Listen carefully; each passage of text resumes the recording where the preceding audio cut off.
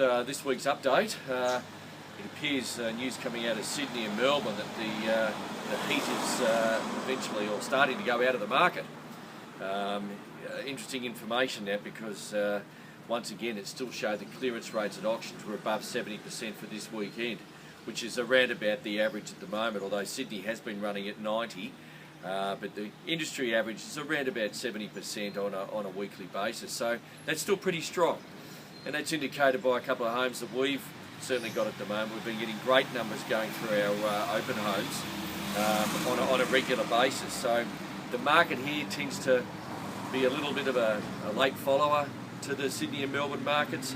We find that our markets takes a bit of a catch-up, so when it's hot down in Melbourne and starts to cool off, it eventually gets a bit hotter up here. So at the moment, the market is still strong, good for vendors, always good for buyers, because people say to me, oh gee Chris, it's dear, you know, the market's dear or whatever.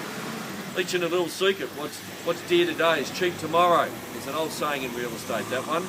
So what you buy today might be dear, supposedly, but it's generally market value, and what will happen is in 10 years' time you'll be laughing as to how much you paid.